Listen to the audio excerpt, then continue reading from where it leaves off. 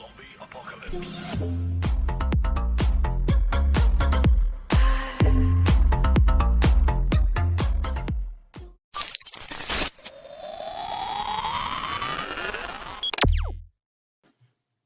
Hey guys, welcome to another Top Drives video, and today we're going to be talking about Immortalised in Carbon.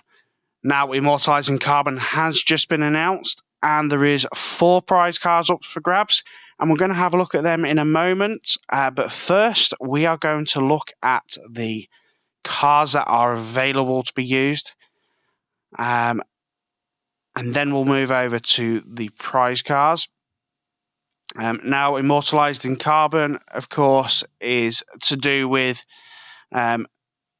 figures of importance and famous names within the motorsports history. Where are we? Collections. So we're going to have a look at Immortalised in Carbon, and we'll click all cars.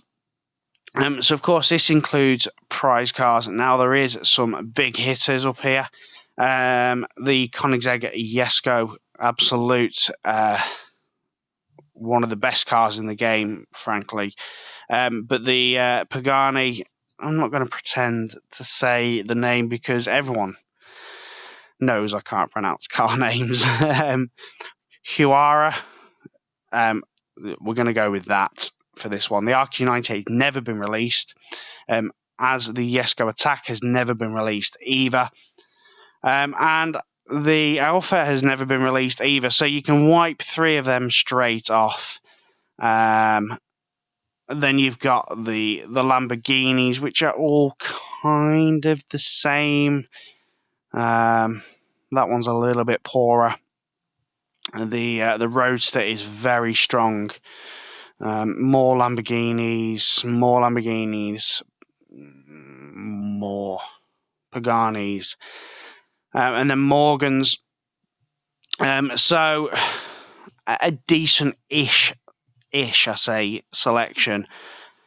If you were really hopeful and wanted a legendary from a pack, I'd have said the 2 Paganis would be a better choice over the Lamborghinis, but of course you don't get that choice. Some very nice looking epics in the packs. I'm still missing the Giulia. Never found one. Another Lamborghini, the Gallardo Spider. That used to be legendary, same as the Alpha. So a couple of them that I wouldn't mind.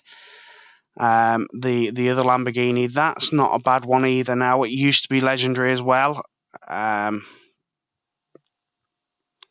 Yeah, so some decent-ish looking epics. I think that's very, very poor. If I'm honest, it should never have gone to epic anyway. Now, your Morgans are pretty much all around the equal status. Some have a little tiny bit more MRA, some are a little bit lighter, some are a little bit twistier. I think as long as you've got a handful of the Morgans, maybe 2 or 3 of them, you should be okay. The best is, of course, the Lotus Elise Cup. For me, that is one of the better cars, and of course the Alfa Romeo here it's a very strong car, and some pretty good MRA once it kicks in. The Mini Cooper, I do love this car. It's been a very good car to me. One definitely to have, and I wouldn't mind a second one either. Like I said, the Morgans, guys, just build what you feel you need to build.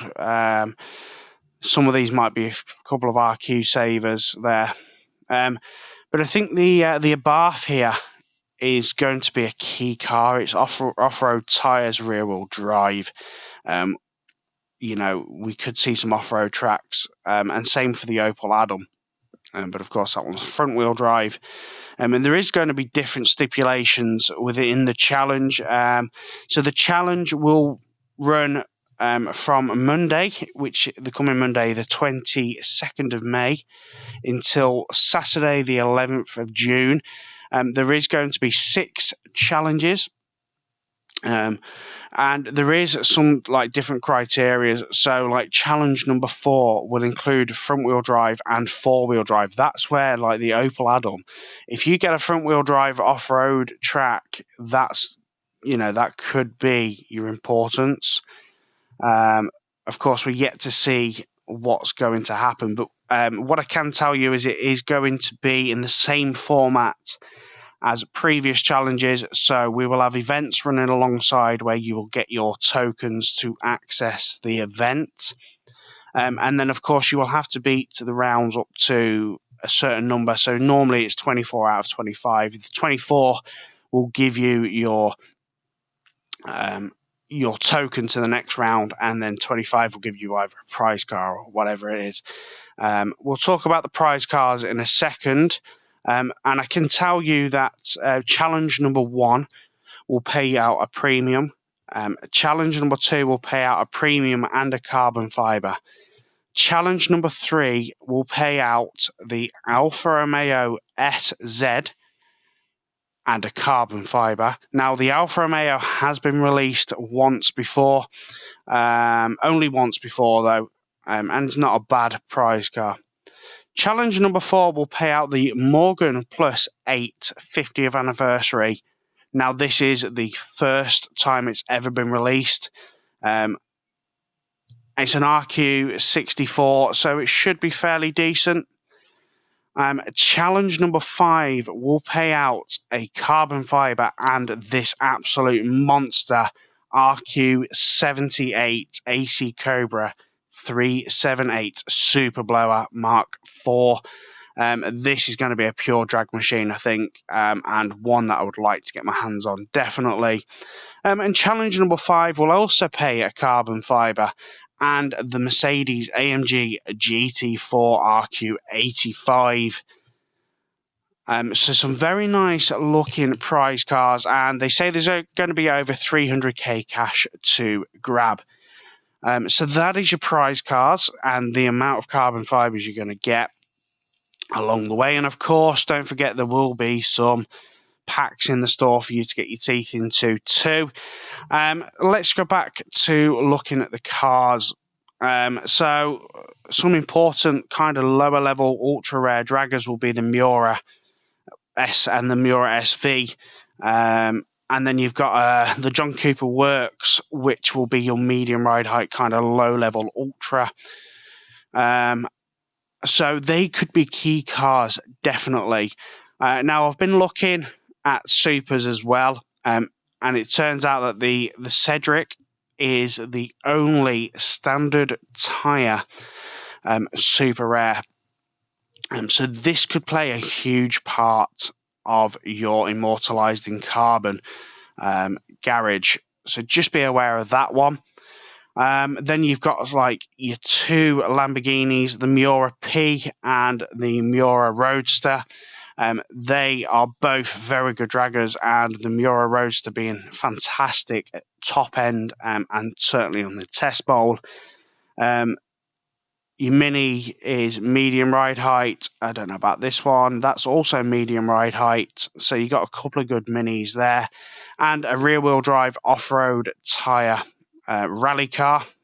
So some good cars actually in the pool this time. If you think back to other times when we've had only 5 super rares available and 3 of them have been absolutely trash and only 1 or 2 have been good. So it's nice to actually have a good selection. It's a shame the 607's not as good as it used to be. That used to be a key car. It's now kind of meh, just drab. Rares wise, there's a couple of good ones. For me, the Alpha, with its standard tyres, is a very good car to be using. And the Clio is very good as well. A couple of not bad ones. Fiats. The Fiats are always good. And the Grand Picasso, again, with some standard tyres. So just be aware that they might be very key. Not as many uncommons this time as there has been previously, only 6. But just be aware that the Abarth is slick tyres. If you've not used it before, have not had it before, or not saved it before, it's slick tyres, so don't stick it on any rain. But actually, 3 out of the 6 are standard tyres, pushing the kind of cars that you don't really use every day to be used for this challenge. And there is a big pool of common cars as well. Look how many there is, guys. What have we got? 2, 4, 6, 8, 10, 12, 14, 17 common cars to be used.